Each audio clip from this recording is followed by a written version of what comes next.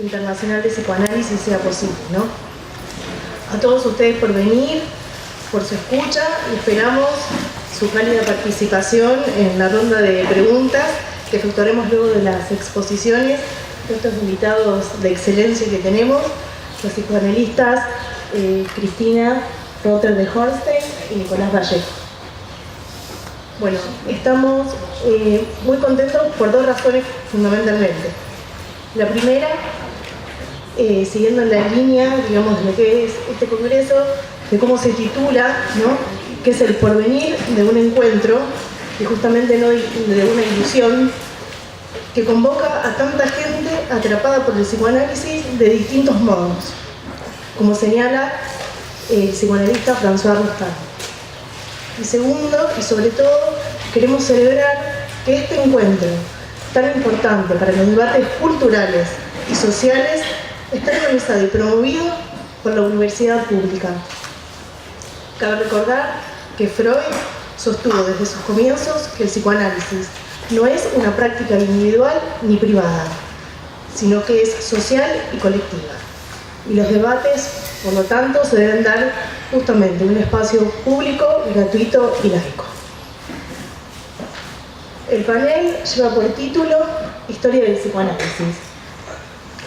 Primero le voy a presentar a Nicolás Vallejo, psicoanalista y docente de la casa, miembro del Colegio de Psicoanalistas de Buenos Aires, corresidente y jefe de residentes en la Residencia Interdisciplinaria en Salud Mental del Hospital Eva Perón. Fue secretario de Estudios de Posgrado en la Facultad de Psicología de la UNR. Organizó el coloquio de Rosario, Vigencia del Inconsciente, en el que participaron los psicoanalistas León Rosichner, Noé Schiprik, Luis Hornstein, Eduardo Brunner, Juan Carlos Volnovich y Oscar Sotolar, entre otros. Organizó la cátedra Silvia Bleichmar, es miembro fundador del Centro de Estudios Walter Benjamin, fue miembro del Instituto de la Familia, donde dictó sucesivos seminarios. Además de su interés en el pensamiento teórico clínico de los psicoanalistas Jean Laplanche y Silvia Bleichmar, está dedicado a la investigación de las relaciones recíprocas entre el psicoanálisis y el campo de la memoria y la historia. Le damos la palabra a Nicolás. Su ponencia se titula Jean Laplanche, temporalidad y destraducción.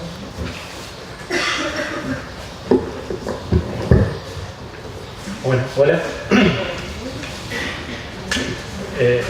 Todos debemos preguntar lo mismo. ¿Se escucha? ¿Está? Bueno.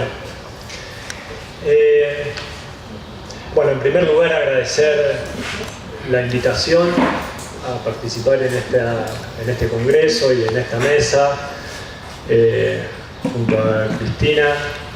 Para mí es realmente un honor estar y compartir este espacio de trabajo. Recién la escuchaba a Soledad haciendo esa presentación, es no sé, una suerte de currículum, y yo recordaba y tenía pensado también empezar así. Recordaba que Luis Hornstein siempre dice o ha dicho insistentemente que un psicoanalista es una trayectoria, que día a día va procesando sus lecturas, su propio análisis, su clínica, sus experiencias vitales. Reconocerme en cada una de esas cosas es un poco difícil también, porque esa trayectoria es bastante zigzagueante, aunque, para tomar ya del comienzo una imagen laplanchiana, aunque de algún modo también es en espiral. Laplanche utilizaba una imagen muy potente para mi gusto, que es la imagen de la espiral. No puedo dibujar acá, pero si ustedes piensan en las distintas circunvalares de la espiral, y si se traza una línea recta, pareciera que uno siempre está pasando por los mismos puntos de esa recta que atraviesa la espiral, pero en otro nivel.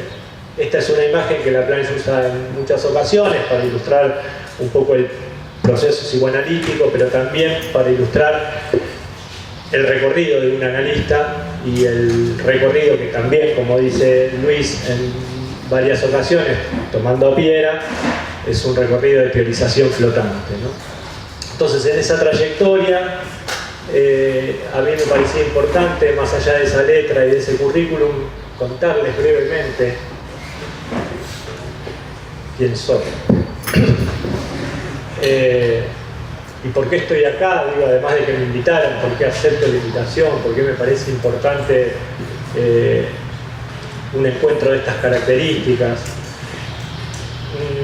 El panel se llama, como bien dijo Soledad, Historia de Psicoanálisis. En algún momento cuando me invitaron y empezamos a imaginar, a partir de esa invitación, si bien no formo parte de la organización del Congreso, pero sí me han consultado algunos compañeros en relación a esto, la idea era tomar algunos autores, por supuesto, no muy conocidos en nuestra currícula, en la currícula por lo menos de la Facultad de Psicología de la UNR, pero que fueron de vital importancia en una época en donde incluso hay un libro que así se llama, conformaba lo que en aquel momento se podía denominar el psicoanálisis francés contemporáneo. Y los primeros discípulos de Lacan, no solo ellos, porque también hay otros autores ausentes en la currícula, ¿no? Y hablamos con Cristina y hablamos también de Winnicott. Claro, exacto. Y en estos primeros autores que se contactan con el pensamiento lacaniano y que conforman la primera generación de discípulos de Lacan, muchos de ellos han tenido un desarrollo propio, con mayor o menor intensidad, y el panel en principio estaba más o menos pensado así: trabajar, Cristina iba a trabajar Piero Lanier, yo voy a trabajar como está anunciado a la planche, y iba a venir Fernando Uribarri, en alguna situación no pudo, a trabajar André Green, que son los que, insisto, en algún momento se llamaba el psicoanálisis francés contemporáneo. Lamentamos la ausencia de Green, de Fernando, y con Cristina trataremos de dar cuenta de esto. Ahora bien, el psicoanálisis francés, y siempre, y no por un falso chauvinismo y demás, pero parece siempre estamos inclinados hacia Francia. Mi contacto con lo que se podría haber llamado el psicoanálisis francés contemporáneo es cuando yo comienzo la facultad en la década del 90, con todo lo que esto implica. Me encuentro que entre el año 91 y el año 93 se publicaron 3 libros que para mí fueron muy importantes en mi formación, y tiene que ver con esta mesa, ¿no? Uno de ellos es La Fundación del Inconsciente, de Sibla Leishman. El otro es Práctica Psicoanalítica e Historia, de Louis Hornstein. Y el otro es, años más, años menos, ahí temo errarle un poquito, Psicoanálisis y Salud Mental, de Emiliano Valente. Fueron 3 libros producidos en lo que se llamaba el momento del fin de la historia, el peor momento en nuestro país del inicio del neoliberalismo, una crisis muy importante, y sin embargo, en esa crisis nosotros tuvimos la posibilidad, no solo a partir de los libros, porque luego pudimos vincularnos con ellos, en esta universidad, en esta facultad, de encontrarnos con un pensamiento crítico, vivo, muy que nos daba mucho aire en un contexto de un dogmatismo muy importante en la facultad. Quiero decir, el psicoanálisis francés a nosotros nos es transmitido por psicoanalistas argentinos que habían estado, muchos de ellos en el exilio, Luis en Venezuela, Silvio en México. No me quiero olvidar de los que no, por lo menos no en ese momento publicaron, pero también no podemos dejar de nombrar o no puedo dejar de nombrar a Juan Carlos Minovich, a Oscar Sotolano, a Adriana Granica, a Fernando Ulloa. La novela clínica psicoanalítica también debe ser más o menos de esa época, ¿no?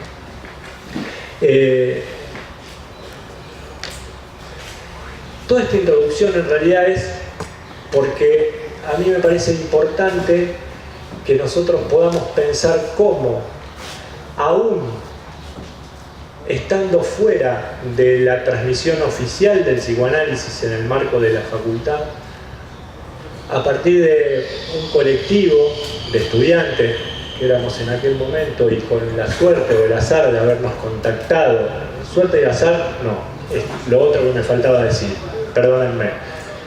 De Francia a Argentina y de Argentina tengo que venir a Rosario. Y gracias a Marta María Roberti y a Héctor Figoli nosotros pudimos entablar este contacto con los psicoanalistas que nombré antes, que no estaban en la facultad. Sin embargo, siempre y desde la facultad intentamos incorporar este tipo de trabajo y de pensamiento. Quiero decir, y ahí retomo, que en el marco de la universidad, no voy a hacer la etimología, se me va a ir muy largo, decíamos hoy que teníamos tiempo, pero tampoco era para abusar, siendo dos, la posibilidad de incorporar, como decía Soledad antes, en el marco del discurso público y de la transmisión pública, líneas que a pesar de estar afuera de la universidad no podrían haber tenido la caja de resonancias que tuvieron si no hubiera sido en el marco de la universidad pública. En ese sentido, el Congreso y la pluralidad de la que da cuenta la convocatoria me parece muy importante para retomar estas sendas. De todas maneras, también lo otro que me había olvidado y quería decir es que en época de crisis se puede pensar.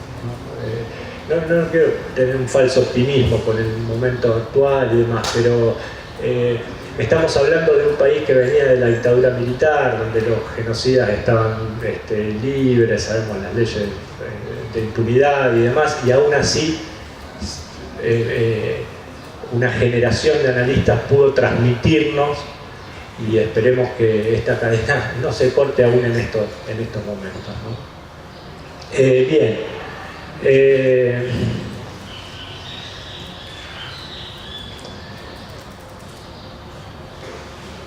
la convocatoria, y esto puede parecer poco generoso de mi parte, yo me tomo el atrevimiento, pero a mí me gusta un poco esto, de trabajar, no trabajar, pero al menos hay un elemento de la convocatoria que a mí me hacía ruido y que quería partir de ahí para introducir algo de lo que para mí representa lo más vivo del pensamiento de la planche.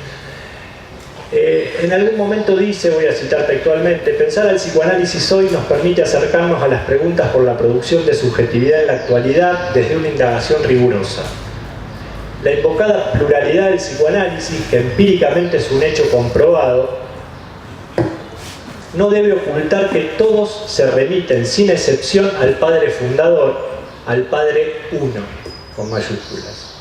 Es esa relación entre la multiplicidad y la referencia al uno, otra vez con mayúsculas, la que debe ser interrogada sin demagogias, seguramente, pero sin concesiones. Es cierto que siempre volvemos a Freud. A diferencia de la ciencia, algún analista en algún momento dijo, la ciencia es olvidadiza de su propia historia, y esto no pasa en psicoanálisis, siempre estamos volviendo a Freud. Lo que me hace ruido es que Freud sea uno. Justamente, una de las cuestiones que a mí más me atrajo del pensamiento laplanchiano es poder pensar que Freud no es uno, que aunque siempre volvamos a él, hay un Freud que está en contradicción consigo mismo, hay un Freud a ser trabajado, hay un Freud que produce una obra maravillosa, pero que esa obra está de punta a punta atravesada por distintas contradicciones, y que el posfreudismo en general ha privilegiado alguno de estos Freuds, alguno de estas vías abiertas por la obra de Freud para, por supuesto, producir sus propios encaminamientos. En la mayoría de los casos desconociendo el otro Freud, mejor dicho, planteando que había uno y que era el que esa lectura realizaba de Freud. Este es el primer encuentro, no es el primero, el vocabulario es el primero, después hablamos del vocabulario, pero esta es una de las potencias que yo encontré en el pensamiento laplanchiano. Operar para con la obra de Freud en la lectura teórica del mismo modo, dice él, que lo hacemos en la clínica. Es decir, con una atención parejamente flotante. Él no se refiere a hacer un psicoanálisis de Freud. Él dice, otros lo han hecho incluso de buena manera, piensa en Didier Ancier y demás. Él plantea un modo de lectura psicoanalítica, no privilegiando ningún elemento, si hay contradicciones ponerlas a trabajar. Esta es un poco la primera propuesta, que es la propuesta de lectura. Al pasar me olvidé, yo tengo algunas notas, estoy hablando retomo en esto de la espiral. Marta María Roberti decía en un trabajo fundante también para muchos de nosotros, que partía de la definición de psicoanálisis que da Freud para la Enciclopedia Británica de la edición de 1923. Literalmente una definición enciclopédica, ¿no? En el artículo Psicoanálisis, Freud dice algo así como que el psicoanálisis es, en primer lugar, un método de investigación de procesos de difícil acceso por otras vías; en segundo lugar, un método de tratamiento de afecciones neuróticas y demás; y en tercer lugar, un cuerpo teórico o una serie de intelecciones teóricas basadas en esa indagación. La definición está estructurada del método a la teoría. Marta María señalaba que en esa definición lo que nosotros veíamos es lo que nos diferencia radicalmente de Freud. En esa definición la teoría está en tercer lugar. Para nosotros, para el post-freudismo, aparece en primer lugar.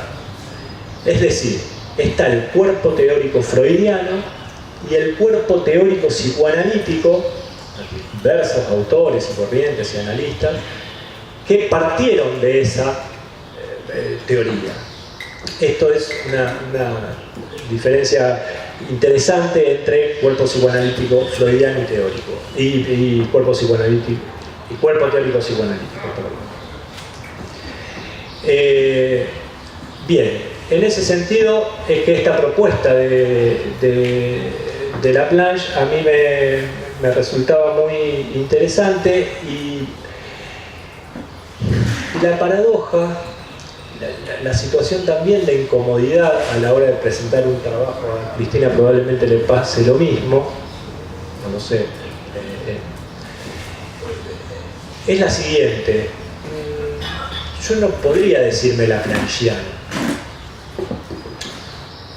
o sí, Laplanche no sé si le hubiera gustado, tal vez sí, pero quiero decir con esto que la paradoja es cómo transmitir una lectura muy importante, o un analista y un pensamiento muy importante para mi propio recorrido, para mi propia trayectoria, sin que esto genere una fascinación dogmática, o sin que esto genere incluso en quien escucha una suerte de idea de que en la distinta oferta de autores alguien les está ofreciendo la posta.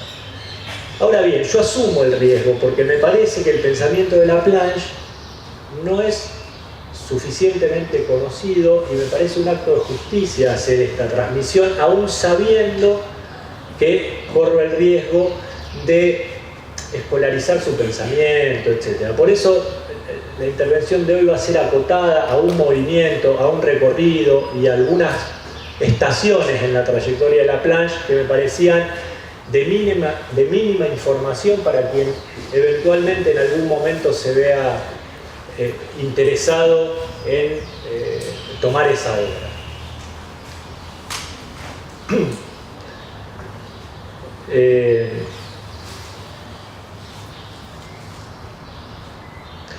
Por otro lado, yo decía, en su momento nosotros luchábamos contra el dogmatismo. Hoy las cosas no son del todo como entonces. Louis Hornstein también, ven que en la trayectoria las referencias son múltiples, a veces insistentes, también decía en algún momento, creo que refiriéndose, por lo menos lo que planteo, a un momento que yo no sé si hoy lo sostendría de esa manera, a lo que él llamaba, que el dogmatismo generaba lo que él llamaba el mercado negro del psicoanálisis.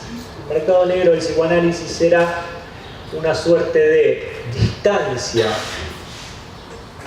enorme entre lo que los analistas hacemos de día, decía él, y lo que a la noche decimos que hacemos.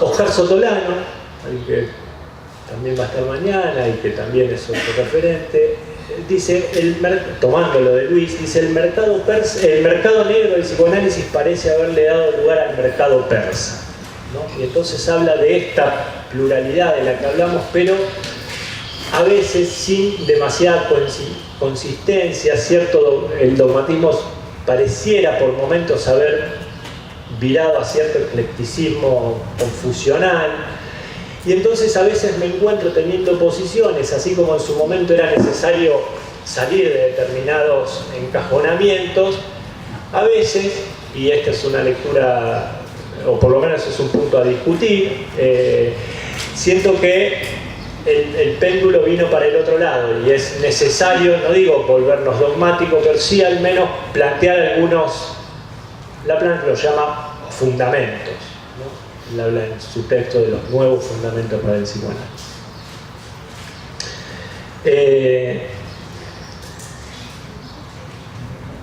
Muy rápidamente, por supuesto Laplanche paradójicamente es universalmente conocido, incluso por fuera de las fronteras del psicoanálisis, porque es el coautor del vocabulario. Ahí los caprichos del alfabeto le jugaron una mala pasada a Pontalis, que es otro de los autores que tendría que... Porque claro, es el diccionario de Laplanche, porque la L está antes que la P, hubiera sido el de Pontalis. Pero quiero decir, y Pontalis también es otro gran autor, además de una escritura maravillosa, muy potente, uno de los pocos franceses junto a Green que tienen una inclinación hacia la escuela inglesa y que toman efectivamente, estos no tanto, Laplanche no tanto, Piera creo tampoco, nos interesaban mucho en el pensamiento inglés, sí Pontalis y Green. Bueno, pero quiero decir, es universalmente conocido como el coautor del vocabulario.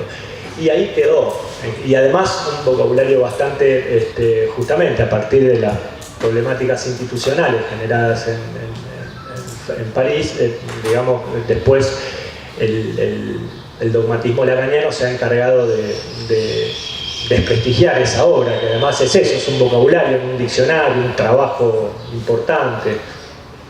No voy a hablar del vocabulario, quiero decir que el vocabulario, que lo publica en el 67, si no recuerdo mal, da lugar a una serie de conferencias que Laplanche da en Canadá en el 69, que terminan constituyendo el primer texto más o menos importante de él, que se llamó Vida y Muerte en Psicoanálisis. Vida y Muerte y Psicoanálisis, por supuesto no voy a hablar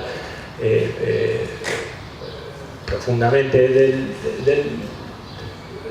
de esa operación que él hace ahí, pero fundamentalmente una de las cuestiones más importantes que aparecen y va a reaparecer constantemente en la obra de Laplanche es un trabajo sobre el concepto de pulsión y sobre tratar de pensar el origen de la sexualidad humana. Y uno podría decir, bueno, pero esto ya lo habían pensado desde Klein, Lacan. El sesgo que le da Laplanche para mí es muy importante y va a terminar sintetizándose en lo que va a ser la teoría de la seducción generalizada. Pero para decir una cosa, como para generar algún tipo, que es el objetivo de esta ponencia, insisto, no es dar en profundidad la obra de Laplanche, sino generar el interés en algunos en que vayan a ver la obra, que además es una obra que se puede leer, digo, no estoy vendiendo ningún kiosco, a esto me refiero, no es, y después vengan a estudiar con Laplanche, se deja estudiar en soledad, si uno tiene más o menos un recorrido, no hace falta ir a alguien que introduzca, etc., ¿no? Pero para decir una cosa, decía, ahí plantea algo que para mí fue muy revelador cuando leí Vida y Muerte en Psicoanálisis. Vida y Muerte en Psicoanálisis se trata de vida y muerte del yo, por ejemplo. Esto incluso a intelectuales que están por fuera, y hablábamos con Luis, que están por fuera del campo, a veces hay mucha confusión. No se trata de vida y muerte biológica. Pulsión de vida y pulsión de muerte, el trabajo que hace Laplanche sobre la obra de Freud, que no es lo que Freud en realidad quiso decir, en el trabajo que Laplanche hace sobre la obra de Freud, termina concluyendo que de la vida y de la muerte que se trata es de la vida de la muerte representacional, o de este conglomerado de representaciones que es el yo. Que la vida biológica pueda estar en juego, que sea el terreno del conflicto y que pueda pagar algún costo respecto del conflicto, por supuesto. Pero el conflicto entre vida y muerte, no sé si se entiende, digo, capaz que es una perogrullada para algunos. Yo, para mí, cuando me encuentro con esto fue revelado. Bien. Vida y muerte da lugar, es un trabajo sobre la obra de Freud muy intenso. Ahí él propone el hacer trabajar.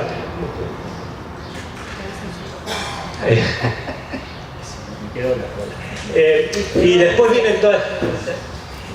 toda la serie de problemáticas, donde también él va trabajando sobre la obra de Freud con este método del que hablaba antes. Y es muy curioso, esto también, no sé, me cuesta transmitirlo, pero es como que uno lea a Laplanche, pero no lo lea a Laplanche. Uno lee a Laplanche y lee a Freud. Por supuesto, está Laplanche ahí, pero está como está el analista. Realmente la sensación es esa, es que el tipo va como acompañando una lectura con sus acentuaciones, sus señalamientos, sus puntualizaciones, pero uno no termina de encontrar muy bien qué es de Laplanche ahí. Efectivamente, es como un análisis, ¿no? El tipo está como, sí, no ausente, pero está como replegado, como que se rehúsa, se abstiene. No es esto lo que sucede con los nuevos fundamentos para el psicoanálisis, que es como el libro de Laplanche. En rigor es el único libro. Después los otros libros son conferencias o las problemáticas, que son sus seminarios, o artículos. En rigor el libro se sentó y lo escribió como libro, los nuevos fundamentos para el psicoanálisis. Cuando luego de todo este enorme trabajo de traducción y destraducción de la obra freudiana, el tipo decide hacer una síntesis o decide hacer una traducción. Algunos no se lo perdonaron, o no se lo perdonaron, no le saquémosle la carga. Algunos como que no fue tan, estaban tan acostumbrados a que esté más replegado, que fue discutible. Sobre todo la teoría traductiva que aparece derivada de la teoría de la seducción. Fue como si algunos hubieran sentido que Laplanche volvía a cierto Lacan, que volvía a incorporar algunos elementos del lenguaje. No es mi posición, no voy a tener tiempo para desplegar la teoría traductiva, pero si quisiera, bueno, después, exacto, en el intercambio podemos, pero por lo menos para adelantar algo, o al menos la estructura de lo que él llama la teoría de la seducción generalizada. Forma parte de este trabajo que decíamos sobre la obra freudiana. En este trabajo, Laplanche encuentra que Freud abandona, como todos sabemos, muy tempranamente la primera teoría del trauma, llamada la teoría traumática de la neurosis o teoría de la seducción, en la famosa carta Fliss de la primavera del 97, dando una serie de razones. No hay índice de realidad en el inconsciente, debería haber más padres perversos que histéricas. Y dice, el factor hereditario que yo me había propuesto desalojar retorna. Muchos, la historia oficial del psicoanálisis, dicen Laplanche y Pontalis en un texto muy importante del 64 sobre las fantasías originarias, dice, la historia oficial del psicoanálisis dice que ahí se funda el psicoanálisis en sentido estricto, en tanto ahí se accede al Edipo y a la fantasía. Laplanche dice, esto hay que trabajarlo, porque si bien no estaba bien ajustada, plantea la teoría en relación a los hechos, porque va a decir que efectivamente se tomaban como hechos de seducción lo que él llama la seducción patológica, lo que hoy sería el abuso sexual infantil, por parte de un adulto perverso respecto a un niño. Pero la teoría, dice Laplanche, es efectivamente una teoría que da cuenta, como nunca más en la obra, del surgimiento de la sexualidad a partir de la fundación exógena. Tan mal calibrado, dice él, los hechos de seducción y la teoría.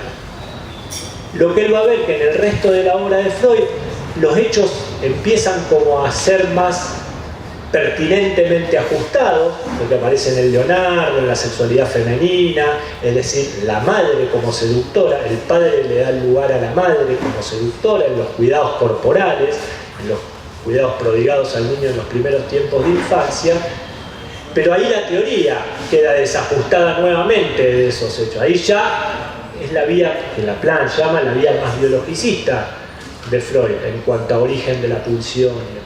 Por lo tanto, lo que él se propone en este trabajo sobre la obra es, de algún modo, ajustar los hechos a la primer teoría traumática, reenviarla en términos de teoría de la seducción a los primeros momentos de constitución subjetiva, es decir, a los primeros momentos de la crianza. Esto va a ser lo que él va a llamar la teoría de la seducción generalizada. Va a haber dos protagonistas, y con esto voy terminando, quedan muchísimas cosas, pero después tal vez retomemos. Va a haber dos protagonistas, que van a ser el adulto ya constituido, dice él, en el mejor de los casos, y un ínfans, un cachorro humano en vías de constitución, y a eso él va a llamar la situación antropológica fundamental. La va a llamar situación antropológica fundamental, tomando a la antropóloga Margaret Mead y demás, planteando incluso que frente a esa situación aún el Edipo queda relativizado, dice. Es decir, lo que es universal es que hay adultos y hay niños. Los bagajes culturales, míticos, simbólicos, traductivos que el adulto tiene para ofrecerle al niño pueden variar históricamente. Lo que no cambia es que hay un adulto y hay un niño. Eso es lo que se llama la situación asimétrica fundamental. Yo sé que esto también genera polémica, por lo menos el pensamiento de Laplace es polémico ahí en relación a dónde él ubica el Edipo y la castración, que él los ubica como instancias secundarias, o al menos instancias que, dice él, están más a favor de la defensa que algo sobre lo que hay que defenderse, ¿no? En términos de teoría, ahí va lo de traducción. Es una forma de teorizar la angustia. De hecho, la teoría de la castración, Laplace lo vea y dice es la teoría de Hans. Y efectivamente, es una teoría sexual infantil que después deviene teoría psicoanalítica. Esto, por supuesto, alguien como Castoriadis nos ha, junto con Piera, ahí en el 75, escribiendo juntos Piera, la violencia de la interpretación, y Castoriadis, la institución imaginaria de la sociedad. Castoriadis habla de la oposición entre psique y sociedad, entre psique y subjetividad. Silvia lo ha traducido a eso como constitución de psiquismo y producción de subjetividad.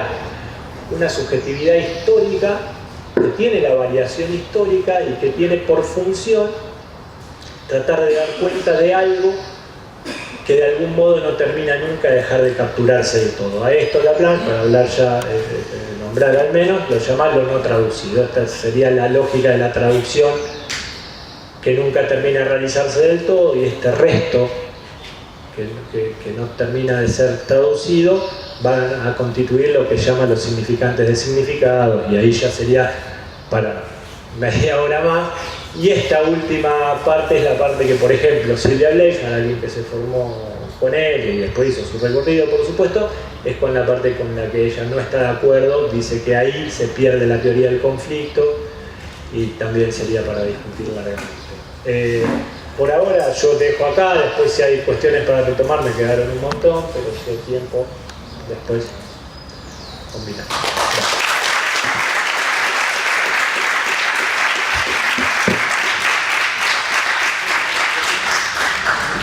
Bueno, muchas gracias, Nicolás.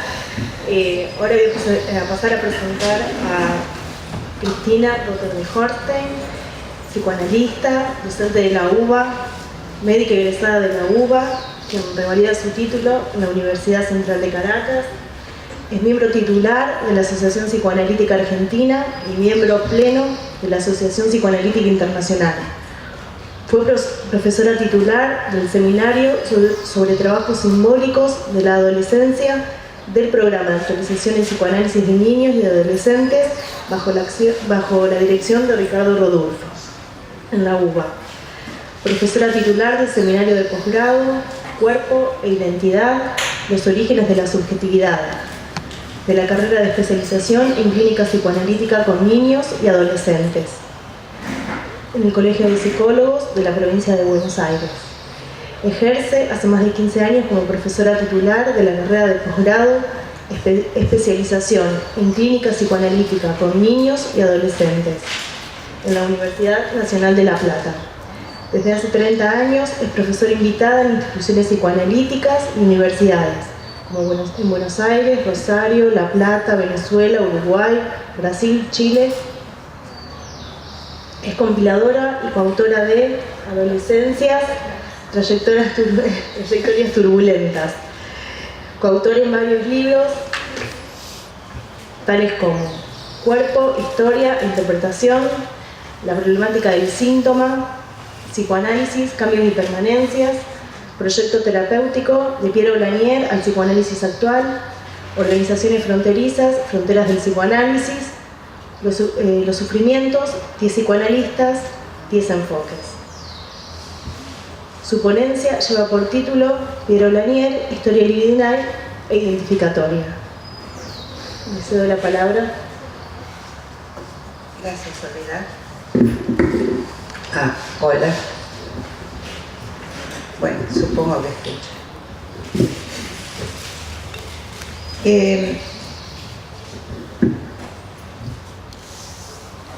Es el agradecimiento a quienes me han invitado a este congreso y la verdad que el placer de compartir con Nicolás esta mesa. Lamentamos los dos efectivamente que no esté con nosotros alguien que podría transmitirnos el pensamiento de Green, porque como bien dijo Nicolás en el comienzo, creo que Green, Pontalí, Piero Lanier, Laplanche, Vallebregard, McDougall, etcétera, fueron psicoanalistas que, como ya un poco les voy a decir, cuando rompieron con la escuela freudiana de París en el momento en que la hegemonía lacaniana era profunda, fueron un grupo, efectivamente, entre los cuales estuvieron estos autores.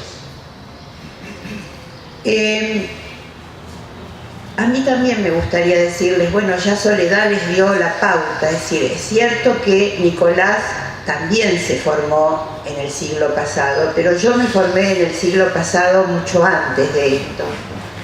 Y para quienes venimos desde antes, en el siglo pasado, el pensamiento de estos autores, sin duda, ha sido un aire fresco que nos dio la posibilidad de revisar y de repensar críticamente la teoría que en ese momento era hegemónica.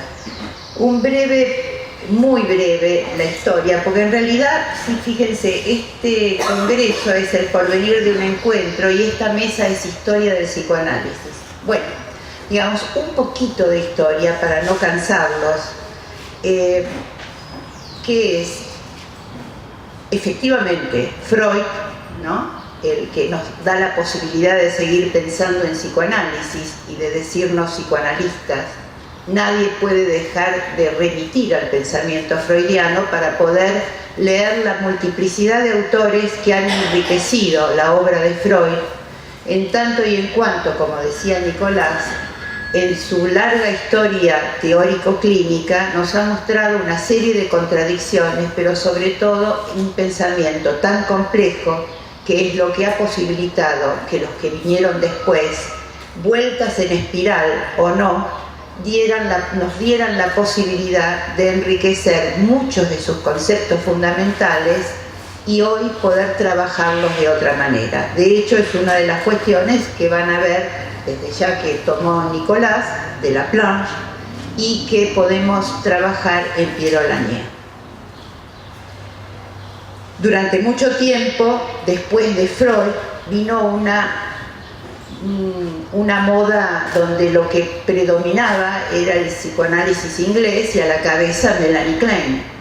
Melanie Klein con un psicoanálisis bastante cerrado, efectivamente un pensamiento en un psiquismo cerrado, y que fue un pensamiento hegemónico durante muchos años.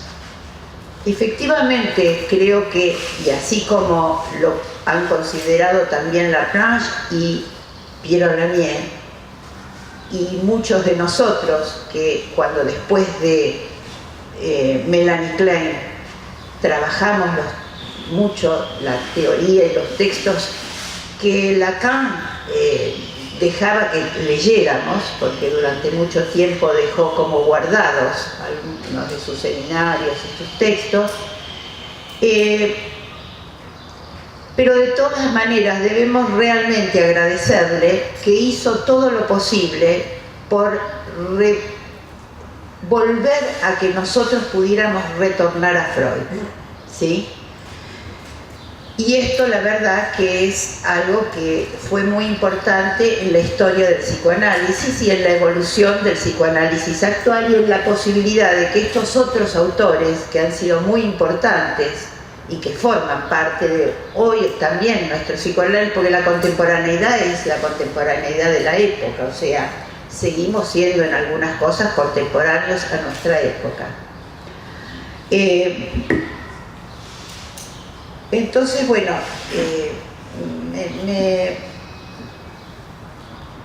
me parece importante esta breve viñeta en relación con la evolución de las distintas corrientes hegemónicas.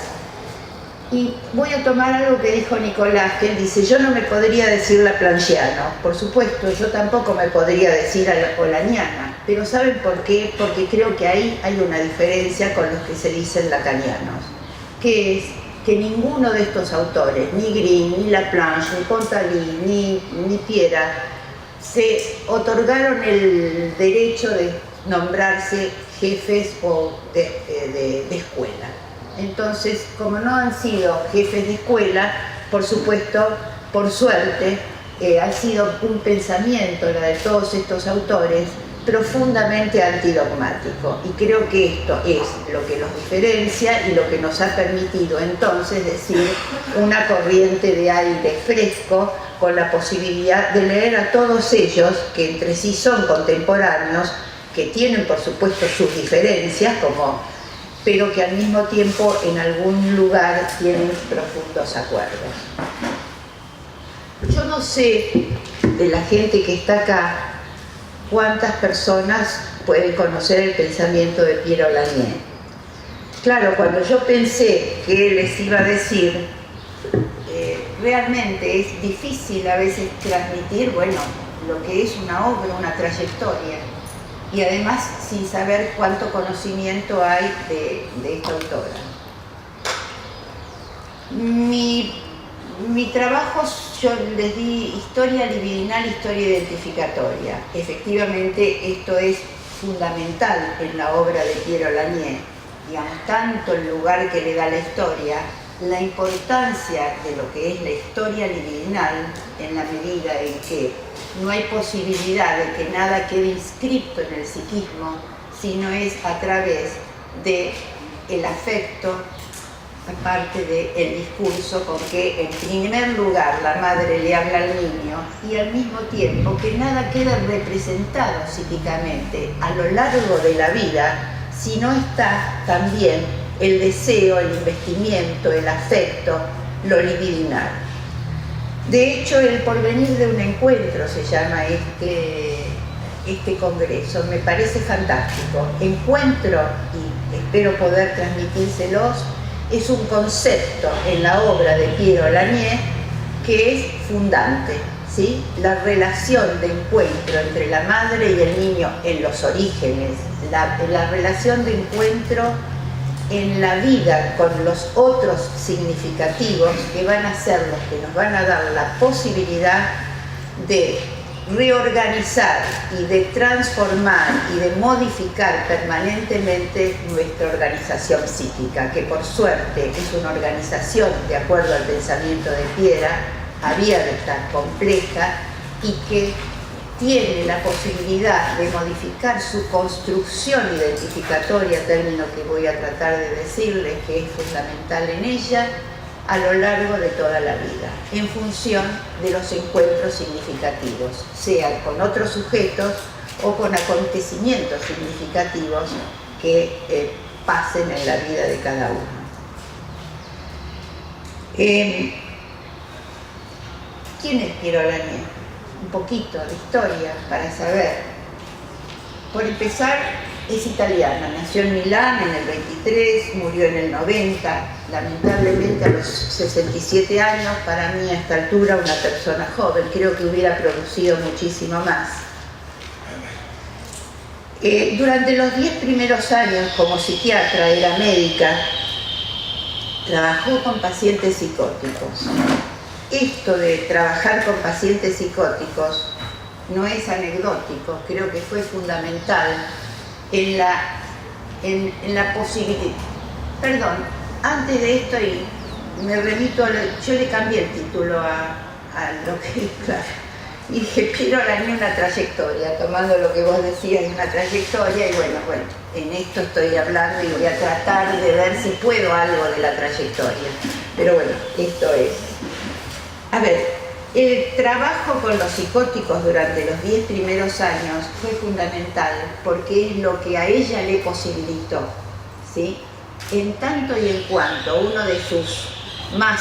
A ver, uno por ahí dice algunos enunciados que parecen cliché, bueno, los podemos desarrollar, pero Piera decía, no es posible pensar la teoría desplegar sin articularla con la clínica, y la práctica es una relación en donde la teoría y la clínica están siempre presentes. Entonces, para Piero Lanier, la psicosis, o sea que de la psicopatología pudo pensar la conformación de la organización psíquica en los sujetos neuróticos, normales, como lo queramos llamar.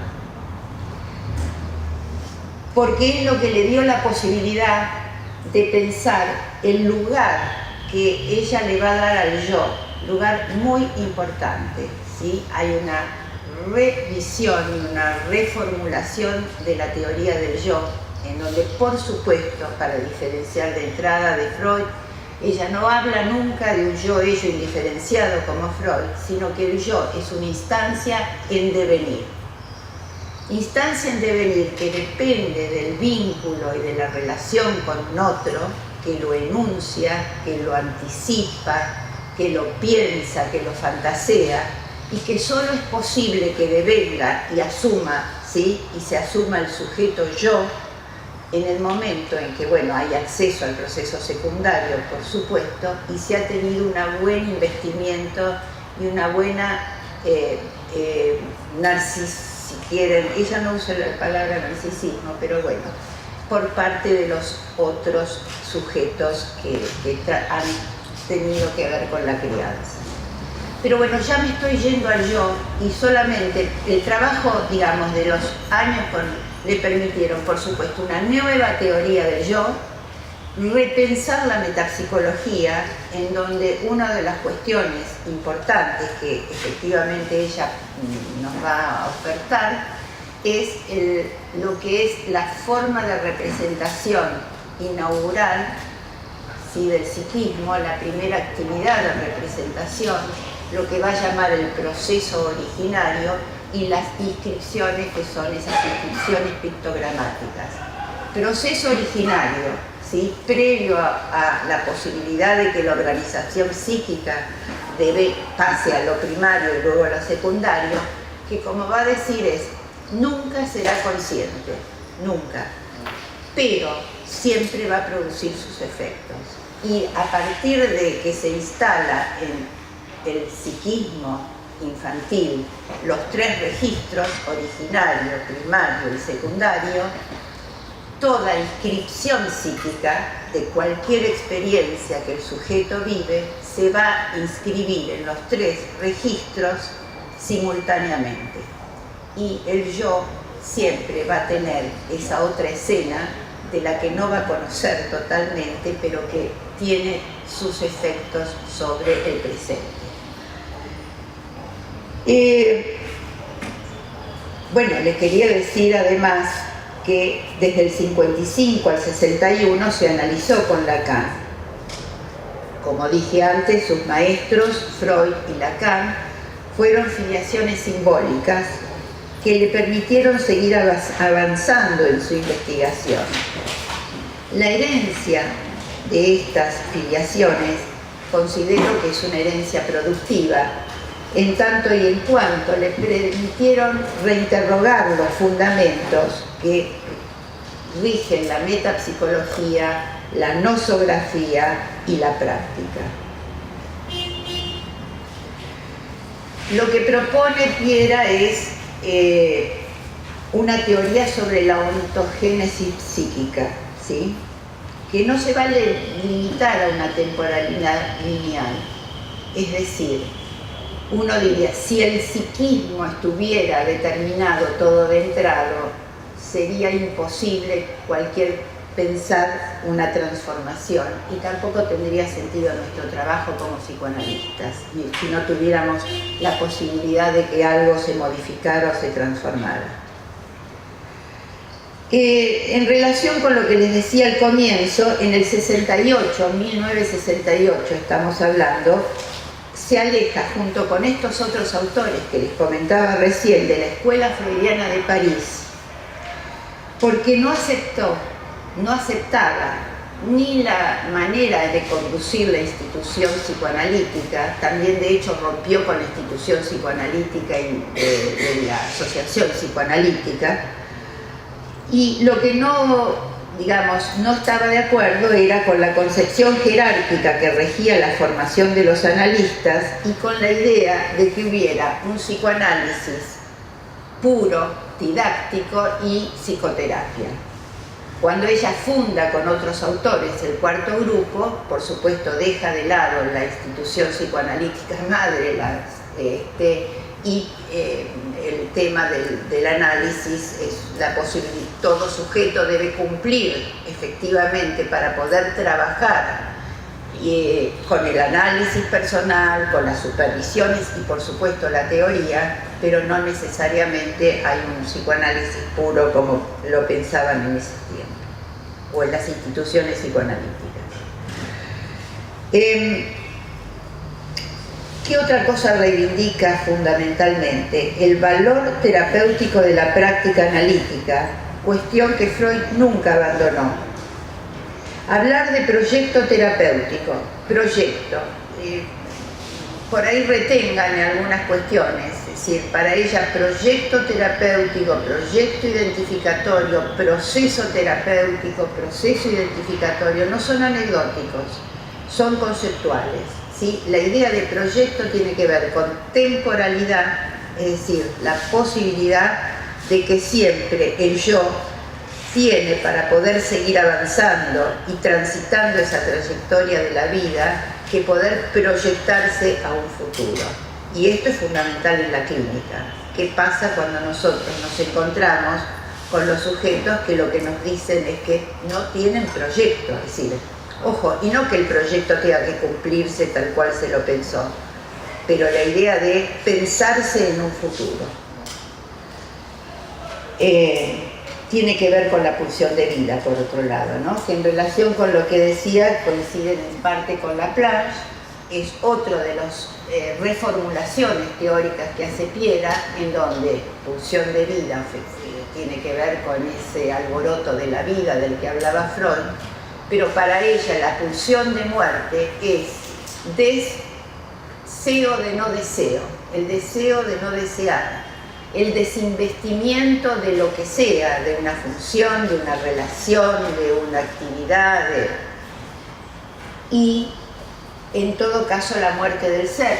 Retomo lo que decías vos, ¿no? Es decir, la muerte la vida o la muerte no tiene que ver efectivamente con lo biológico. La muerte del ser, y es lo que en parte pasa en la psicosis, cuando hay como un agujero, una muerte de ese ser, ese sujeto, capaz de ser indiferente para la madre. Les decía que el tema del proyecto terapéutico, que enfatiza la dimensión historizante y la temporalidad, y tanto en el proceso de una cura como en relación al proyecto identificatorio. La cura, decía, no puede ser solo una apuesta teórica. La cura, al igual que en Freud, es algo, digamos, en lo que por supuesto ella apuntala, y que tiene sentido en tanto y en cuanto le permite, analizando, renunciar a los señuelos y a los beneficios secundarios de su sintomatología.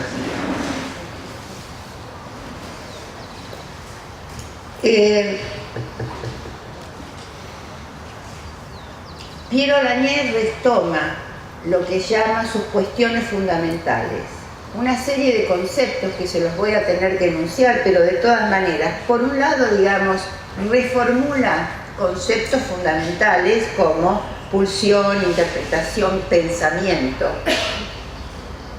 proyecto terapéutico, la cuestión de la pasión, la alienación y la psicosis.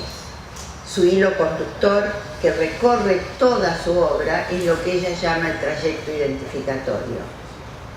A estas reformulaciones, que son conceptualmente muy importantes, después vamos a ver que le agrega conceptos que son muy propios, así como decía lo del originario, para que, digamos, la subjetividad y la actividad psíquica se vaya organizando, va a dar cuenta de 4 conceptos que son fundamentales y que son novedosos en ellos. En todo caso voy a tratar de decirles algo sobre eso, que tienen que ver con la importancia del encuentro, ¿sí?, en donde el enunciado, el discurso y lo afectivo son insoslayables para que haya posibilidad de que el otro, digamos, tenga esos enunciados identificatorios que le permitan ir configurando su psiquismo. Lo que va a llamar sombra hablada, que es interesante, algo les voy a decir, portavoz, la madre como portavoz, mediadora de la cultura, transmisora de su historia libidinal y edípica e identificatoria, y por supuesto de los valores de la cultura, en donde en la palabra y en los cuidados y en las atenciones que prodiga el niño, lo que va haciendo es no solamente transmitiendo su propia historia y la historia de la cultura en la que habita, sino que transmite sus represiones, sus ideales, sus valores, lo que es para ella lo prohibido, lo posible, lo imposible, para ella y por supuesto para esa cultura en la que habita. Cuestión que es, el chico dice, aun cuando no tenga palabra, pero al mismo tiempo cuando aparezca la palabra, va a hablar, y esto es un tema, ¿no? Es decir, como en relación a la represión, desde un lugar en donde la represión ya habla desde una represión instalada que tiene que ver con la que de alguna manera le produjo ese encuentro con la palabra y los enunciados de sus progenitores que lo transmiten de su manera. Uno le habla a un niño, ¿sí?, con todos los valores y las represiones que tiene, o le habla o lo cuida o no sé, le prepara su habitación o lo piensa.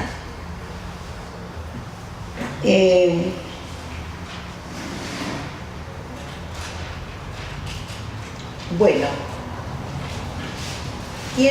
si nosotros quisiéramos dividir la obra productiva de Piero Lanier, podríamos decir que hay como 3 momentos fundamentales, entre el 68 y el 75, donde escribe sus artículos más polémicos, referentes a la teoría y a la técnica psicoanalítica. En el 1975 aparece su primer libro, que es La violencia de la interpretación, y este es un libro fundador y fundante de su nueva manera de pensar la metapsicología, y como les dije antes, marca el comienzo de la tercera etapa. funda sus bases para una nueva concepción metapsicológica a partir del estudio de la psicosis, que llevan a cuestionarse sobre el yo y el tiempo anterior a su advenimiento, tiempo que ella lo va a llamar somatopsíquico, ¿sí? El cual teoriza cuando plantea lo originario y el pictograma. La psicosis, dice Piera, no es un destino pasivo del deseo del otro, como tampoco lo es el yo. Esto es otra de las cuestiones importantes. El yo es pensado por la madre, pero que no y que en los primeros tiempos con el recién nacido, la relación es un vínculo alienado en cierta forma, porque bueno, el chico parte de que hay necesidad, deseo y necesidad, pero, la madre es prótesis para ese niño, pero es ella misma quien tiene que ir dándole la posibilidad de ir separándose y de que encuentre su propio espacio y su propia alteridad. Entonces, como decía, que la psicosis no es un destino pasivo del deseo del otro, como tampoco el yo. Y lo que es importante, ¿por qué digamos esta reformulación del yo a partir de la patología de la psicosis? Porque va a decir, fíjense, ¿qué es el delirio? El delirio es creación. Es la creación de ese yo mutilado que hace todo lo posible a través del delirio de ir en búsqueda de una teoría de sus orígenes, de encontrar en algún lugar, aunque sean los personajes, vieron que siempre es Dios, Napoleón, los astros o quien sea, que encuentre la posibilidad, aunque sea de haber sido deseado por estos personajes que son producto de su delirio. Entonces Piera dice, el yo es creación, el yo es pensamiento, ¿sí? Por otro lado, la posibilidad de pensar que tiene el yo y la posibilidad de crear, y comparte con Castoriadis, que por otro lado fue su marido, esta capacidad de imaginarización del yo, cuestión que está en Freud, pero que quedó como disuelta, y ¿sí? El tema de la imaginarización, la capacidad de imaginar.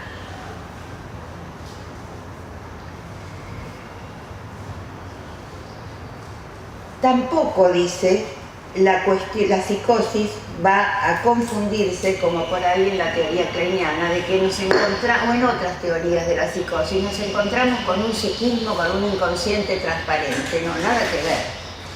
Y al mismo tiempo, lo que sí rescata en el trabajo con psicóticos es qué pasó con el psicótico, ¿no? Y por eso después acuña para lo normal el concepto de violencia primaria y secundaria.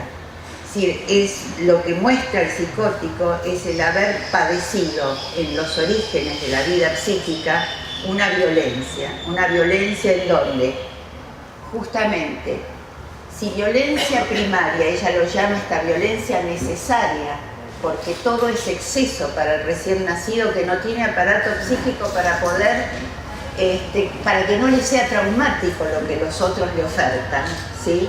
Palabras, afectos, frustraciones, lo que sea, emociones, todo es traumático, no hay aparato psíquico y es la madre la que tiene que cumplir esa función de metabolización e ir dándole dosificadamente para que pueda ir organizando bien, siempre y cuando además lo piense como alguien que depende de ella, pero que es capaz de soltarlo en su momento. Entonces, en sus comienzos esa violencia es necesaria, pero cuidado, va a decir, si la madre, que en sus comienzos de la vida necesita ser la traductora, ¿de qué? De los signos corporales, que es con la única manera en que el chico se puede comunicar con la madre, no habla, todavía no piensa, de qué manera le habla a quienes lo cuidan. Y les habla a través de los sentidos, de los signos de ellos, ella le da tanta importancia al cuerpo. Todos los órganos de los sentidos, en ambos, en el en ambos protagonistas de ese encuentro están presentes en la comunicación. La madre traduce los órganos de los sentidos, traduce los gestos, traduce y supone que adivina lo que el niño piensa, siente y quiere.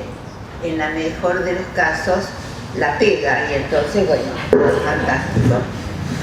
Una buena organización. Ahora, ¿qué pasa? Cuando el chico ya tiene acceso a la palabra, ¿no? Se ha ido organizando supuestamente bien ese psiquismo, entonces el tema es que la madre tiene que poder aceptar que el chico ya piensa por cuenta propia, que ya no existe más esa transparencia de la comunicación y que entonces tiene que empezar a soltar esa creencia de que se lo sabe todo y aceptar que la palabra da derecho a pensamientos propios, que da derecho al secreto, que da derecho al no estar de acuerdo, ¿sí? Y a entrar en conflicto con ese otro que durante mucho tiempo efectivamente fue un otro del cual tenía una absoluta dependencia. Bueno, quedan 5 minutos, ¿qué quieren que les diga? No les puedo decir mucho más. A ver. O no, si están de acuerdo, digamos, tenemos más tiempo. Digamos, no sé, ¿qué prefieren? Yo preferiría seguir escuchando un rato más, pero... Yo la verdad que, no sé qué dice Nicolás, yo preferiría que si tienen inquietudes, preguntas, dudas, a mí me parece que es más interesante. No somos muchos, por suerte en un sentido, esto da la posibilidad de un encuentro más cercano y de que podamos distendernos y preguntar, qué sé yo, lo que quieran, porque tal vez es la manera en que también nosotros podemos reorganizar nuestro pensamiento y transmitirles algo más del pensamiento de estos autores que son muy ricos. Entonces, bueno, así como antes les dijo Nicolás, a ver, Piero Lanier no es una autora totalmente fácil. La violencia de la interpretación en sus comienzos es compleja y difícil. Bueno, primera parte donde ella plantea estos cimientos de su nueva manera de pensar la metapsicología. Después se vuelve más amena porque en la segunda parte de este libro trabaja algunos casos clínicos, ¿sí? Da como viñetas. Después tiene otro libro que es El aprendiz historiador y el maestro brujo, que es un libro muy importante donde, bueno, por supuesto reformula nuevamente de la historización, el proyecto identificatorio, el proceso identificatorio, y también, como nunca puede separarse de la clínica, que es la clínica es soberana, ¿no? Como también dicen los médicos, la clínica es soberana, es la que nos manda a pensar y a que nosotros no tenemos que meter al paciente dentro de la teoría que nos inventamos, sino al revés, tenemos que teorizar a partir de lo que los pacientes nos proponen y nos cuentan. Por eso, y esto me voy por un lado, efectivamente, como dijo Soledad, yo viví en la época de la dictadura, me fui a Venezuela y trabajé en Venezuela. Trabajé como psicoanalista, obviamente. Me encontré, yo venía de la Argentina, época donde, por supuesto, veníamos del kleinismo, el lacanismo, qué sé yo, y bueno, y en el 75, cuando aparece este primer libro, me da la posibilidad de encontrarme, y yo realmente ahí es donde dije, qué bocanada de aire fresco, porque lo leí con avidez. Porque en algún momento, y disculpen, esto puede parecer arrogante, yo dije, bueno, alguien que me interpreta lo que yo tengo en este momento como tan conflictivo, que es la teoría y la práctica, porque en Venezuela me tuve que encontrar con pacientes que no tenían nada que ver con el paciente argentino, ¿sí? Donde, por supuesto, me planteaban sus problemáticas en términos de el conflicto con los otros, con las situaciones de la realidad, etcétera, y no solamente venir a pensar y a revisar su mundo interno. Entonces creo que en ese sentido Piera me ayudó muchísimo, la leí con mucha avidez.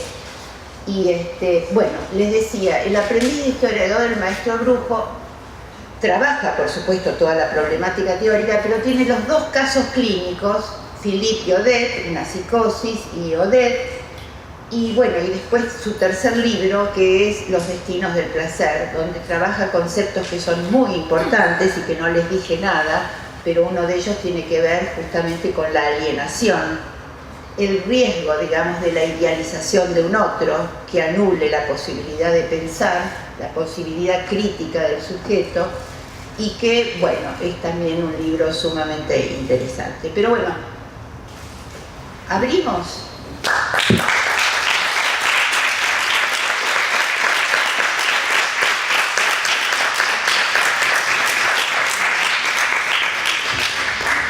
Bueno, muchísimas gracias Cristina, de nuevo el agradecimiento a Nicolás. Y bueno, preguntas. Mi pregunta es para Cristina.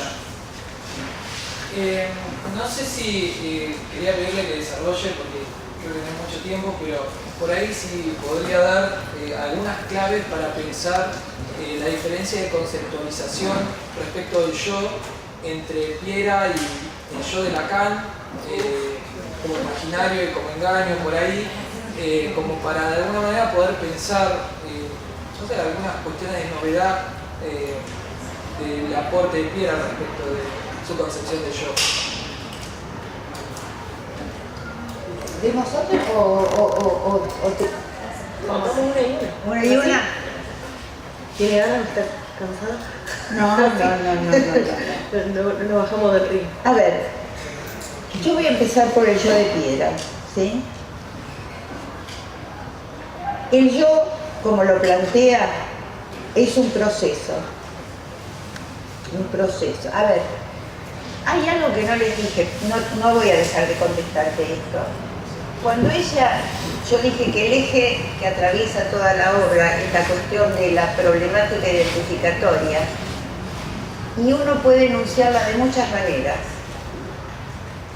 Proceso identificatorio, proyecto identificatorio, conflicto identificatorio, enunciados identificatorios, ¿sí? Cada una de estas maneras de decirlo, como les dije antes, no son anecdóticas, son conceptuales.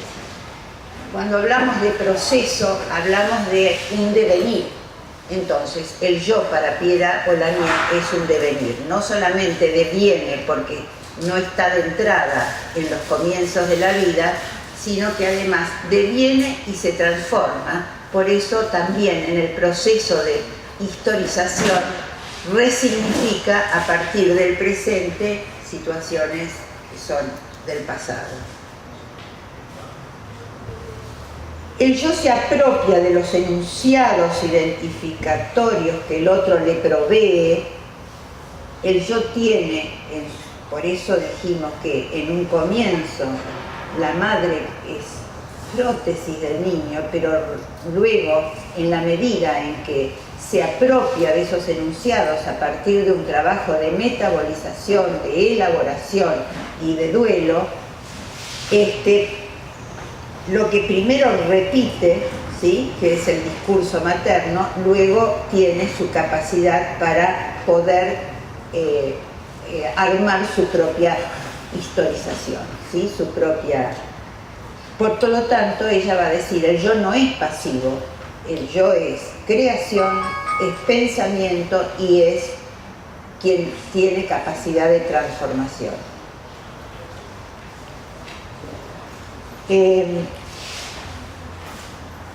Esa capacidad de transformación tendrá que ver con la multiplicidad de encuentros.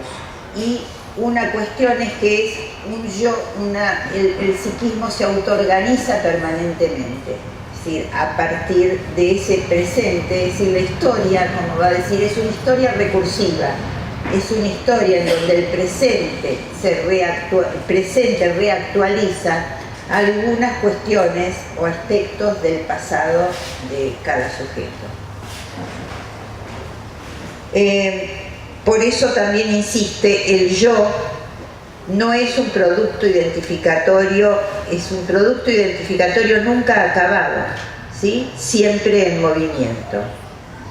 Desde los orígenes hasta el final es un proceso en movimiento. Es creación, es plasticidad y, por supuesto, una de las cuestiones centrales que les dije es pensamiento. Para Piero Lanier, yo es pensamiento. ¿Qué lo diferencia con Freud? Bueno, es decir, por empezar, lo que dijimos antes, ¿sí? Para Freud yo, ello indiferenciado, o sea, de entrada, ¿sí? Después, por supuesto, el yo de Freud, como sabemos, abarca diferentes funciones, es un yo sumamente complejo, el yo de Freud, al igual que puede ser el yo de Piera.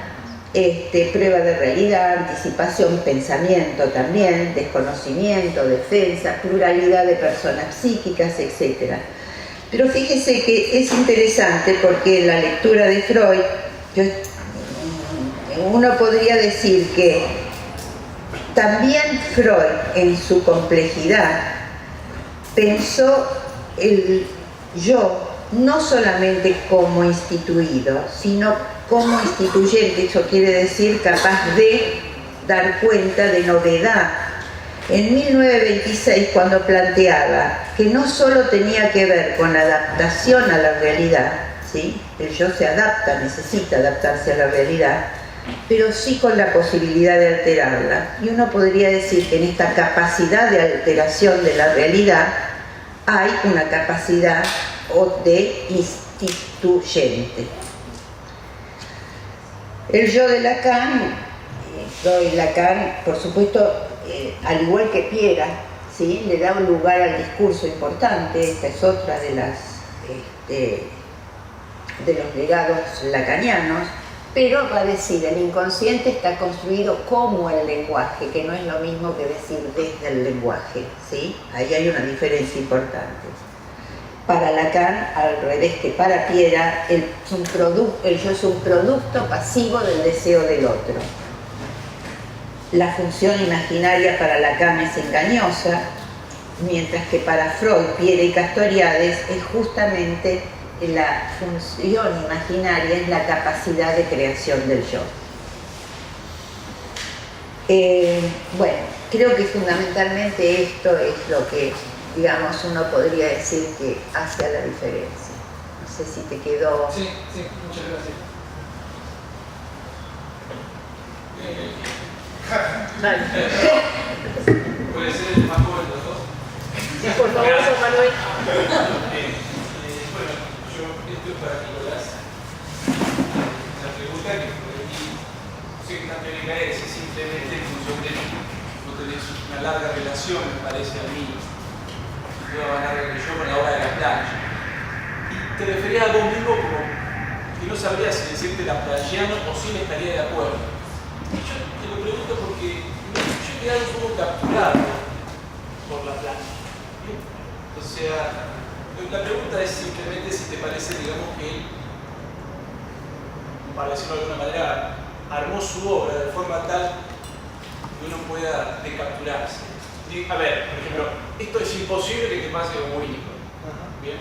Nadie podría ser unicotiano en el mejor sentido. ¿Bien? Porque único no lo permite. Yo he encontrado, a partir de cierta lectura de la plancha, después de cierto tiempo, como tomando elementos y pasando todo lo que voy capturando por la picadora de carne de la plancha. A mí me encanta la plancha, me ha servido mucho, creo que es una materia de pensamiento fundamental. Pero digo, se genera cierta, no sé decir, alienación, o es una pregunta, no sé qué te parece a vos, ¿no te pasó esto? O sea, bueno, era una relación larga. No, está buenísima la pregunta, Juan, porque a ver, el nuevo fundamento para el psicoanálisis tiene algo de eso. La teoría de la solución generalizada, de la que yo hice un brevísimo, casi nada, ¿no? Presenté los protagonistas de la solución original, etc. Pero también eso deriva en una forma de concebir lo que él llama la situación analítica, también pensada en términos de esta asimetría, también pensado en ese aspecto del trabajo de la presentación que me tomé, que es el movimiento de traducción-destraducción. es verdad que hay un modelo, es verdad que la planche termina en un modelo. Como tal, es difícil, si uno lo toma, salir de él. Yo, y tampoco es que lo dije porque, digamos, para ser políticamente correcto, sino que, a ver, yo bromeo con esto, no sé si justamente aprovecho la ocasión para ver qué piensa Cristina de esto. Silvia decía siempre, tenía una forma, Luis la debe haber escuchado tal vez, Cristina también a lo mejor, Silvia decía que cuando ella lo va a ver a la planche, lo va a ver porque dice que era el más freudiano de los lacanianos. Y Laplanche la corrige y le dice que no, que él era el más lacaniano de los freudianos, ¿no? Filiándose en Freud, Laplanche, y reconociendo su deuda con Lacan. Silvia agregaba que Pierre sí era la más freudiana de los lacanianos, ¿no? Esto es lo que yo decía, ¿qué piensa Cristina? Silvia, digo, y además recuerdo bien, ¿no? Decía, pero por esta afiliación, sí, más en primera instancia la lacaniana de Piera y después sí, por supuesto, el trabajo. Pero ¿por qué voy con todas estas cosas? Que yo, jodiendo con algún colega, bueno, también en algún momento yo decía, a mí me decían, bueno, vos sos el más laplanchiano de los leimarianos. O sea, no, yo seré el más leimariano de los laplanchianos. Es decir, hay algo de la obra de Laplanche que efectivamente a mí me captura y de hecho, pero el cuidado tiene que ver con no predicarla. Quiero decir, con esto de la trayectoria y demás. Y por otro lado, no solo no predicarla, yo creo que sí hay en la obra de Laplanche muchos elementos para pensar que él no pensó. Igual que toda gran obra tiene esto, también iba a decir al comienzo y no lo dije, siempre lo digo, es un recuerdo muy transferencial que tengo con Nacho Leukovich. Nacho siempre decía en los grupos, o por lo menos lo dijo alguna vez y a mí me quedó muy pregnadamente, no sé si es un neologismo, que hay dos maneras de recorrer un pensamiento. Él decía, estudiarlo o pensarlo. Si uno estudia un pensamiento cuando trabaja sobre lo que ese pensamiento pensó, sobre lo que está pensado en ese pensamiento. Y uno piensa un pensamiento cuando trabaja sobre lo que está no pensado en ese pensamiento. Y subrayaba la palabra estar. Estar no pensado es una forma de estar. No es que trabaja sobre lo que el otro no pensó. Y bueno, sí, ahí sí uno. Pero ¿cuál es el punto? Estar no pensado en Freud, bueno, Cristina lo decía también en la operación que hace Piera, el propio Laplanche. Hay muchas cosas que están no pensadas. Uno dice, el concepto de apuntalamiento, ¿es un concepto freudiano o es freudo-laplanchiano? Y el que lee el estatuto del concepto es Laplanche, lo mismo hace Piera con otros conceptos. Pero hay algo que está no pensado. Yo creo que la obra de Laplanche tiene muchos elementos no pensados, que están no pensados. Toda su vacilación entre lo que él llama los fenómenos culturales y la sexualidad funcional, a mí es lo que yo hago pie para pensar esto que decía Soledad presentándome, el campo de la memoria y la historia. La teoría de la temporalidad, si bien Laplanche vivió más que Piera, pero a mí también me hubiera gustado que siga viviendo, que siga produciendo, no llegó a producir, pero en los últimos textos, digamos, él tiene cierta ambición que la teoría de la seducción generalizada sea una nueva, lo dice incluso textual, una nueva filosofía del tiempo. Para mí hay algo potente ahí, pero para seguir pensando, esto es, aplicar la teoría de la seducción a otros campos es un riesgo. Esto es ser laplanchiano, sí, es un riesgo. Pero a lo que me refería con no sentirme cómodo en esto es que, por supuesto que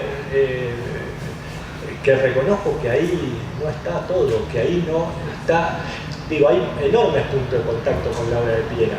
Otras formas de traducir, a lo mejor la escuchaba Cristina hablando de la violencia primaria y violencia secundaria, uno piensa en implantación y en intromisión. Y también hay puntos de diferencia. ¿Pero cuáles son los puntos de diferencia? Las experiencias.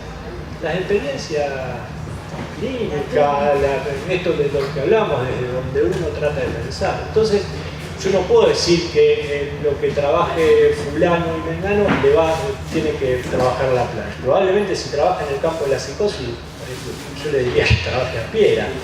Ojo, tal vez sí se puede, lo han hecho, el libro que me quería prestar. El brasilero que trabaja sobre paranoia y teoría de la seducción generalizada. Bueno, no sé si contesté, es un quilombo. En serio, no sé, qué sé yo. Yo creo que no, pero en definitiva es probable que sí.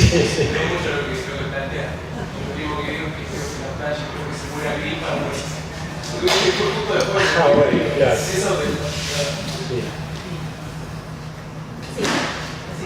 Adelante. Para Nicolás, usted menciona esta disputa, que al principio también me pareció bastante, entre de la obra de la plancha y cómo se separa en esto del conflicto y la traducción de la plancha. ¿Podría desarrollar un poco, aunque sea? Yo sé que es. Sí, no, claro, pero algo digo brevemente y tampoco que quede demasiado enigmáticamente.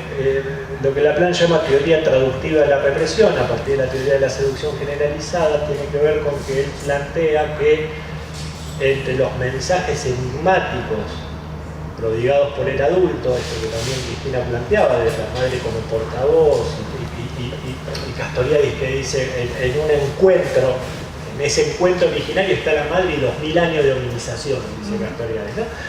En ese encuentro, en esa situación originaria, cuando el adulto va al cuidado, por la vía del apego y de la ternura que existe, que Laplan no la desconoce, toda esa dimensión, pero como es un sujeto constituido e inconsciente, transmite, además de lo reprimido y demás, además de lo represor y todos los valores, transmite, sin saber que transmite mensajes emitidos. No, ahí, justamente. Silvia en algún momento le dice, pero si vos dijiste que el inconsciente no comunica nada, ¿cómo podés hablar de mensajes inconscientes? Laplan nunca habló de que el inconsciente emite los mensajes. Los mensajes son preconscientes conscientes, son del yo, solo que están comprometidos con el inconsciente del adulto, que se reactiva en situaciones muy particulares. La situación de encuentro con el cuerpo de un niño pequeño es una de ellas. Ese mensaje, lo que él llama mensaje enigmático, se implanta, forma lo que él llama el objeto fuente y requiere un movimiento de traducción. Esto Silvia también lo compartiría, pero por algunas razones, yo no porque sea muy largo, pero por algunas razones ella plantea que ahí se pierde el conflicto. Si se piensa en términos de traducido y no traducido, y no en términos, que es su concepto, el que Silvia trabajó y desarrolló, y no en términos de represión originaria. Laplan va a decir, pareciera que le contesta a ella, pero no creo, digamos, Laplan va a decir, la dimensión de la traducción es metaforizante y la represión es lo metaforizante. O sea, para mí no hay una pérdida del conflicto.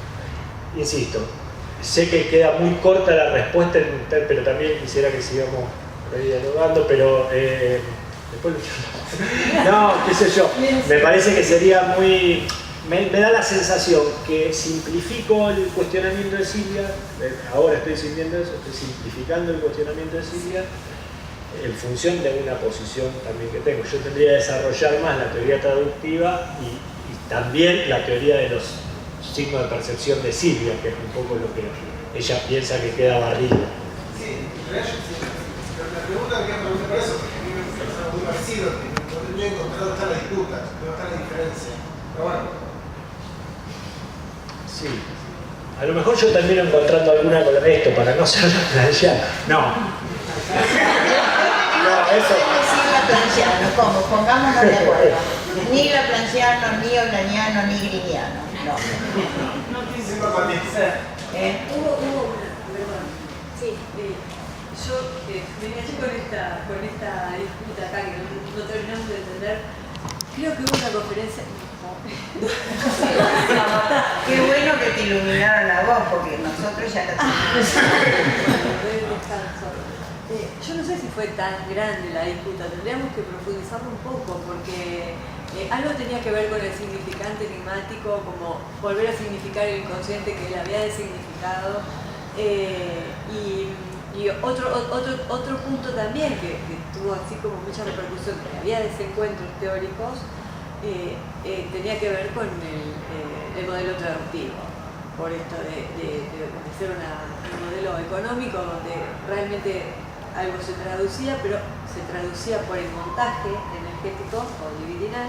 Entonces, claro, el conflicto se borraba, pero tuve la posibilidad de hablar con gente muy cercana a ella y dice que no fue tal, que no fue tal el nivel de conflicto entre ellos. Es más, ella, Silvia, lo enfrentaba en público. No, por supuesto. Daniela, bueno, ella está encargada junto con Rafael, digamos, de trabajar sobre sostener la página Silvia Blech, alguien que estuvo muy cerca a Silvia y a gente cercana a Silvia, y hacer referencia a dos ponencias de Silvia, que es donde aparecen, que es en el año 96 en Madrid y en el año 98 en Gramado, en los coloquios de Laplanche, donde ella pone a trabajar el pensamiento de Laplanche tal como Laplanche nos propondría.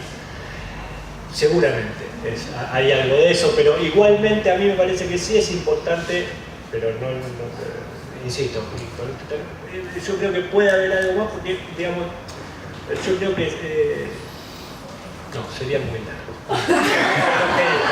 Ya está, después. Enigmático, claramente. No, lo que no quería hacer. Bueno, nos quedan 5 minutos, digamos, para las preguntas.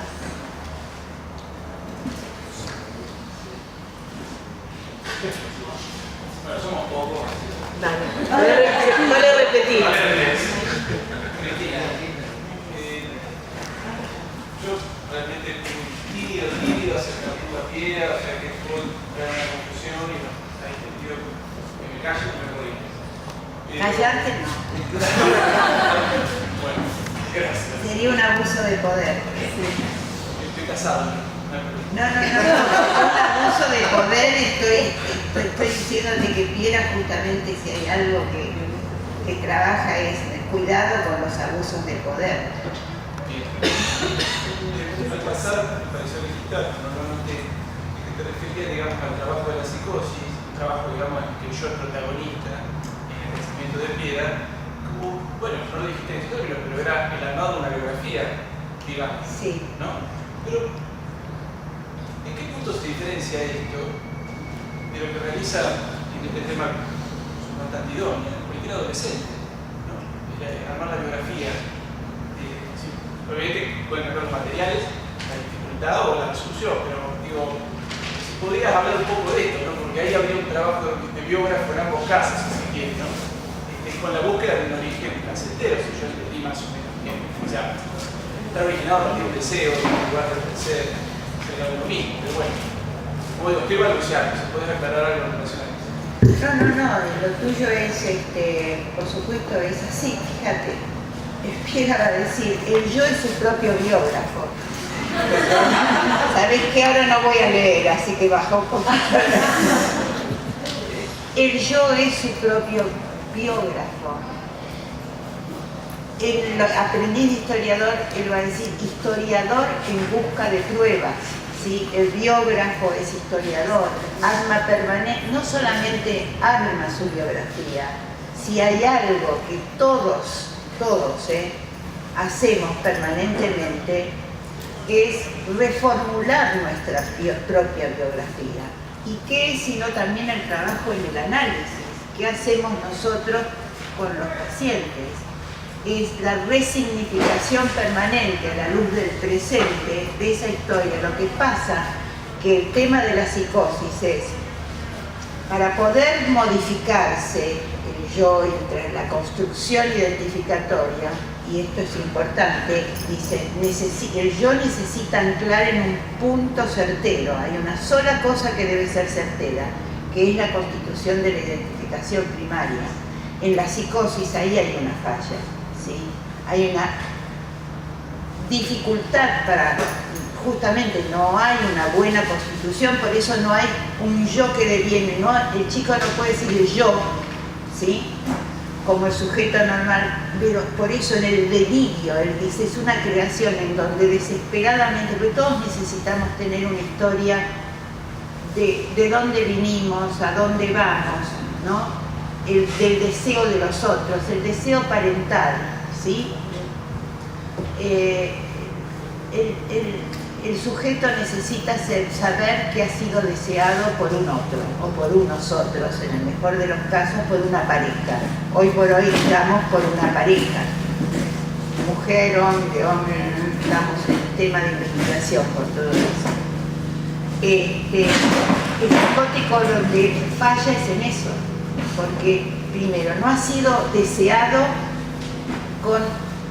considerando al otro como al niño como alteridad, por empezar.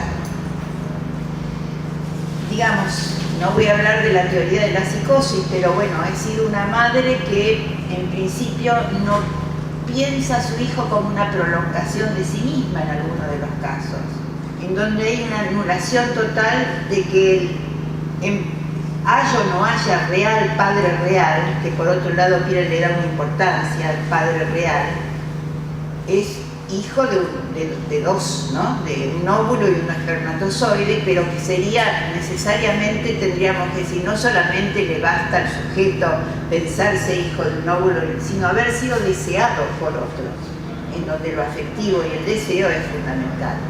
Entonces, una cosa es que nosotros somos biógrafos, historiadores, ¿sí? Que revisamos permanente y resignificamos nuestra historia. Y otra historia es que tenga que buscar crear, digamos, con el delirio, una historia del origen para sentir que en algún momento fuiste deseado por alguien. Tu historia comenzó en algún lugar. Bueno. Última. Recién, Cristina estaba hablando justamente esto de la biografía, hice pensar en la novela familiar del neurótico de Freud. Y pensaba también en funciones que vos decías de trabajo de resignificación permanente, donde se ubicaría, tanto para Pierre Lanier como para Laplanche, un punto límite a esa resignificación, si es que lo hay. Para Pierre no la habría. Se termina con ahí sí con la muerte biológica. Claro, ahí. Mientras uno tenga posibilidad de pensar, tenga posibilidad de desear, mientras te diría incluso predomine la pulsión de vida sobre la pulsión de muerte y la posibilidad de pensarte siempre en un futuro, no importa si tu futuro tiene, no sé, 1 año o 20 o 40, hasta el último suspiro, te diría Piera, uno tiene la posibilidad de modificación.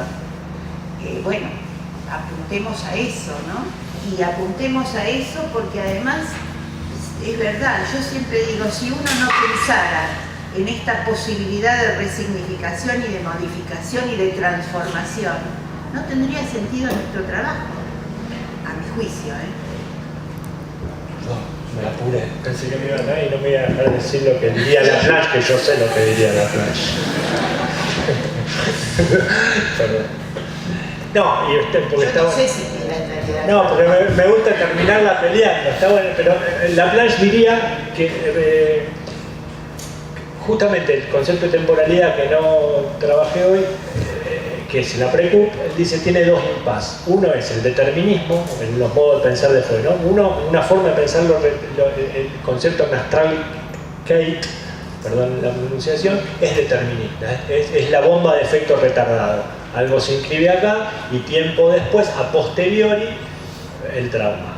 Otra forma es la vía de la resignificación, con la que Laplanche tampoco está de acuerdo. Esto de que es desde el presente que se resignifica el pasado. Laplanche diría, hay un por traducir, hay algo que insiste que se va a traducir, se hace biografía y que nunca va a terminar de ser capturado del todo. El proceso del análisis, dice él, justa en los casos neuróticos, siempre lo aclaro, o lo aclara él, se trata de proponer destraducciones para en ese proceso de destraducción darle lugar a elementos que hayan quedado excluidos en la traducción previa y que puedan ser reintegrados en una traducción, dice él, más englobante, menos represora, menos sintomática. Traducción en esto, ¿no? En una versión de uno mismo, pero siempre hay algo que va a insistir a partir de este movimiento temporal tan complejo, porque nos cuesta no pensar en la flecha del tiempo, porque la flecha del tiempo de la resignificación también es vertical, digamos, es horizontal, es lineal, digamos, solo que va desde el presente al pasado. Cuesta mucho pensar una temporalidad que no sea ni del pasado al presente ni del presente al pasado, sino que incorpore efectivamente algo del orden de el après-coup. No hay otro concepto para mencionar. Es aquello que de algún modo la destraducción promueve, crea, esto el fenómeno de la ilusión winnicottiana también viene, crear lo dado, ¿no? Uno puede decir la paradoja winnicottiana, es como si se resignificara algo que no está del todo, pero no quiere decir que no haya nada. En este sentido, la resignificación no habla de que esta es toda otra posición clínica, ¿no? Tenemos el pasado, la historia está perdida, de lo que se trata es de construir una historia, la que mejor convenga, la que sea más saludable, etc. Porque hay restos. Ahora, esos restos no es que están... Difícil siendo un gráfico para mí. El ejemplo, y además por el tiempo, el ejemplo es el de el argumento de Borges, Kafka y los precursores. Lo digo brevemente como me lo acuerdo. Dice, tenemos a Kafka, dice Borges, tenemos una serie de escritores esparcidos a lo largo del tiempo, la paradoja de Zenón, varios más, que no tienen nada que ver entre ellos, pero que sí todos parecieran tener que ver con Kafka. Dice, ¿estos escritores determinaron a Kafka? ¿O es Kafka que a partir de la lectura de Kafka nosotros podemos situar a estos como precursores? Efectivamente, hay algo que es Kafka quien nos permite, dice Borges, cada creador crea sus precursores. Pero están dispersos en un magma, diría Castoriadis. Y hay una operación que termina creando eso como una anterioridad desde el presente, pero hay algo que estaba, no sé si es más o menos claro. Creo que me enredé un poco. No me interrumpiste. No, tuve la sensación que me apuré. No me apuraste. No, que simplemente que nada, agrego a esto, si no, siempre va a haber algo enigmático. Yo puedo creer que se las sabe todas, podríamos decir. Pero la verdad es que lo enigmático, no hay una verdad última que podamos alcanzar. Esta es la ilusión del yo, o es la ilusión de todos nosotros, ¿no? De creer que alguna vez en nuestro proceso analítico vamos a llegar a una verdad última y a saber todo de nosotros. No, creo que lo enigmático está siempre presente, que produce sus efectos, que a lo mejor está en nuestros enunciados y que nosotros desconocemos. Sí, cuando decíamos antes, ¿desde qué lugar le hablamos al chico? Bueno, le hablamos desde un lugar que creemos que es, sí, lo que nosotros pensamos o sabemos de nosotros mismos, pero la cantidad de cosas que uno dice, que obviamente son reprimidas para uno, escindidas para uno, ¿sí? Y enigmáticas para uno, y que sin embargo de alguna manera se traducen en eso. ¿Vieron cuando uno dice, bueno, lo que es la buena onda, la mala onda, el buen clima, el mal clima? Bueno, no es una cosa tampoco casual, ¿no? Es decir, es la transmisión de cosas, digamos, que no tenemos conciencia, pero que sin embargo generan, ¿sí?, un encuentro que puede ser amigable, afectuoso, hostil, y que no sabemos, no necesariamente tenemos que tener una palabra hostil para generar hostilidad. A veces la hostilidad aparece, no sé, en una manera diferente de poner un gesto, de expresar, de poner una cara. Entonces, creo que eso es también lo enigmático para uno. No la vamos a saber todas. Bueno, entonces...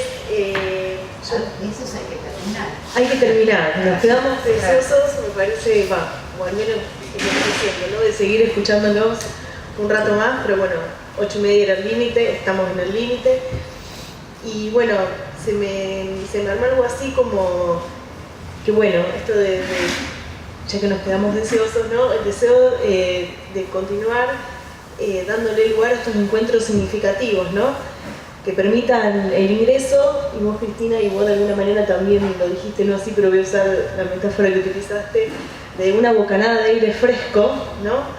En función del porvenir del psicoanálisis, en el sentido de un movimiento y en proyecto permanente, ¿no? Así que bueno, muchas gracias.